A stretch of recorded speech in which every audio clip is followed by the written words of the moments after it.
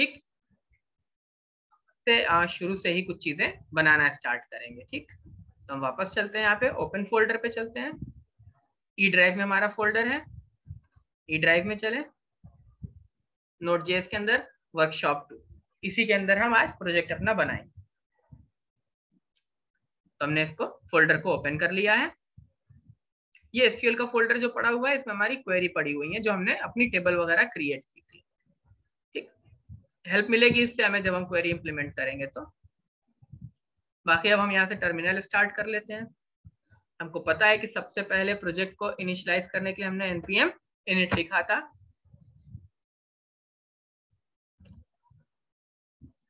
Detail पूछ रहा होगा, सारी चीजें, पैकेज नेम, वर्कशॉप, सारी चीजें पूछ रहा होगा।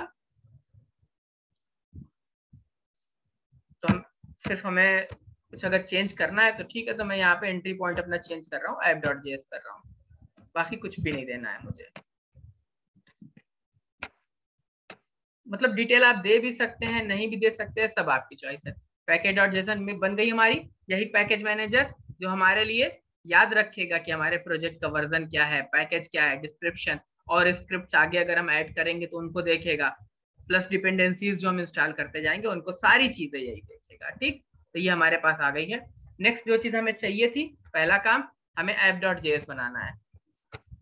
बनाते ही सर्वर बनाने के लिए हमें क्या चीज चाहिए, एक्सप्रेस चाहिए। तो सबसे पहले तो हमको एक्सप्रेस इंस्टॉल करना पड़ेगा, npm install -- save express, express package install कर लें। और जब ये एक्सप्रेस पैकेज इंस्टॉल हो गया, हो जाता है, हमें यहाँ पे क्या करना पड़ेगा, हमें लिखना पड़ेगा const express is equal to require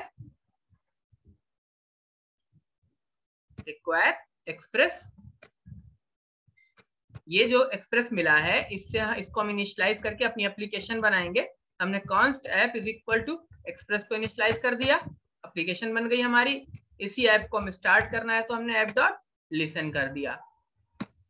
ठीक, ये स्टार्ट हो गया हमारा app.listen पे सर्वर। यहाँ से हम स्टार्ट कर सकते हैं, चला करके देख सकते हैं। और अब कल हम ऑलरेडी चला करके देख चुके, तो हमको पता है कि अगर हमें चला करके देखना है तो हमें एक काम करना चाहिए, हमें यहाँ लिखना चाहिए app.use या get / रूट पे ही चेक कर लेते हैं। हम अगर app.get लिखेंगे तब भी चलेगा, पर app.use लिखे हैं तो get और post दोनों के लिए सेम राउट चलेगा। ठीक, यहाँ पे हमें एक फंक्शन पास करना है।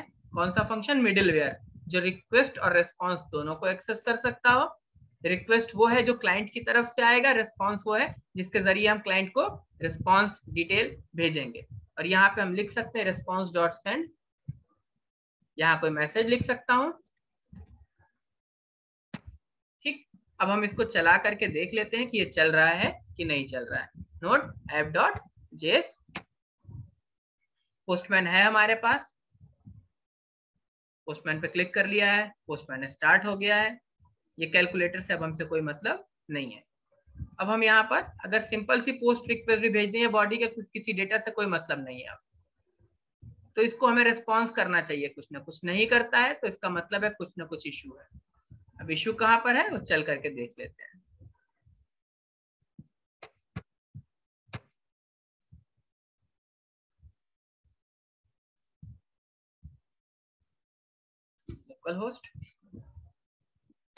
लोकल होस्ट 2000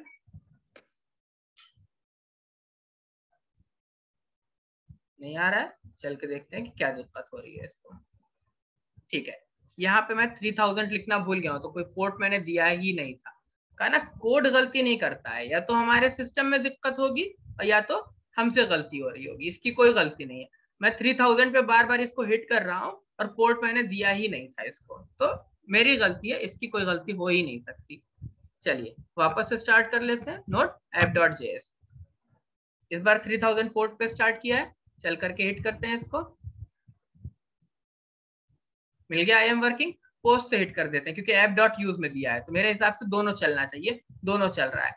इसीलिए जब हम राउटर यूज करते हैं उस टाइम पे हम जब app.use लिखते हैं तो गेट वाले और पोस्ट वाले या बाकी सारे पुट है, पैच है, डिलीट है, सारे राउट्स आगे चले जाते हैं, सारे यूआरएल एंड पॉइंट आगे चले जाते हैं।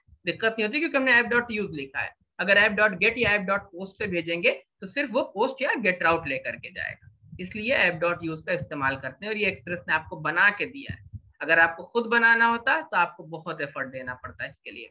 तो ये इतना बना करके हमने देख लिया है, ठीक। अब नेक्स्ट हमारा क्या काम है, एक बार देख लेते हैं कि हम क्या करने वाले हैं और उसके बाद से हम स्टार्ट कर देंगे। ऐप डॉट जेएस तो हमारी हो ही गई है, सामने है हमारे, ठीक। उसके बाद से अब हमें राउटर बनाना है, राउटर बनाना है, कंट्रोलर बनाना है, कंट्रोलर बनाना है, और क्या बनाऊंगा आज, राउटर और कंट्रोलर जब हम सक्सेसफुली बना लेंगे और चला लेंगे तो फाइनली एंड में हम मॉडल बनाएंगे। मॉडल बनाएंगे और डेटाबेस हमने बनाया है, एक डेटाबेस हमारे पास है वर्कशॉप नाम का।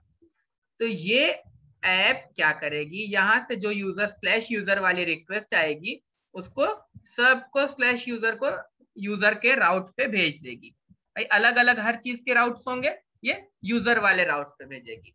तो ये जो यूजर वाला राउट है ये डिसाइड करेगा कि उसके बाद स्लैश इंसर्ट लगा है, अपडेट लगा है, डिलीट लगा है, चेंज पासवर्ड लगा है, कुछ भी जितने राउट हम बना ले उनको उनके करस्पॉन्डिंग फंक्शन से कनेक्ट कर देगा कंट्रोलर पे। तो ये सारी लाइन उठ जाएंगी, ऐप डॉट जेएस से बर्डन कम हो जाता है इसकी वजह से। और ये सारी लाइन यहाँ यूजर के राउट पे लिखी होती है और ये कनेक्ट कर देता है यूजर के कंट्रोलर से सारी चीजों को, और यहाँ सबके करस्पॉन्डिंग एक एक फंक्शन लिखा होता है। अब इस फंक्शन का क्या काम है, ये अपना स्पेसिफिक टास्क परफॉर्म करेगा। इस फंक्शन, ये मिडिलवेयर फंक्शंस होंगे, रिक्वेस्ट यहाँ आ चुकी है, रिस्पॉन्स यहीं से भेजा जाएगा, अब सारा काम इसका है कंट्रोलर का, ठीक, सब चीजें यही कंट्रोल करेगा। अब ये क्या करेगा, मान लीजिए आपने एक फंक्शन कॉल किया जिसमें यूजर को इंसर्ट कर रहे हैं, आप यूजर इंसर्ट कर रहे हैं। अब क्या करेगा ये कि ये मॉडल के पास जाएगा। अब मॉडल जिम्मेदार होता है डेटाबेस से इंटरेक्ट करने के लिए, डेटाबेस को और हम कहीं पर भी ओपन नहीं करते हैं। तो ये मॉडल को बता देगा कि ये यूजर आ गया है और इसका डेटा इंसर्ट करना है। तो मॉडल पर भी, वैसे तो मॉडल अलग अलग टाइप से बनाए जाते हैं, पर जनरली समझिए कि मॉडल पे आपके पास फंक्शन, मॉडल आपको कहीं ना कहीं फंक्शन प्रोवाइड करेगा। अब यह बने बनाए हैं, आप बनाएंगे, ये सब बात की बात है।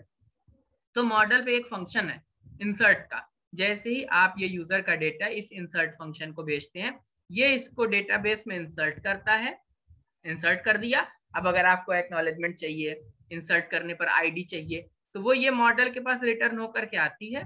ये मॉडल अब आपको रिटर्न कर देगा डिटेल। अब वो एक्नॉलेजमेंट जो रिटर्न करेगा उसमें क्या आना है क्या नहीं आना है वो बात की बात है। जनरली हम आईडी रिटर्न करा लेते हैं ताकि हम ट्रैक कर सकें, तो वो आईडी ये रिटर्न कर देगा, ये कंट्रोलर के पास आ गई।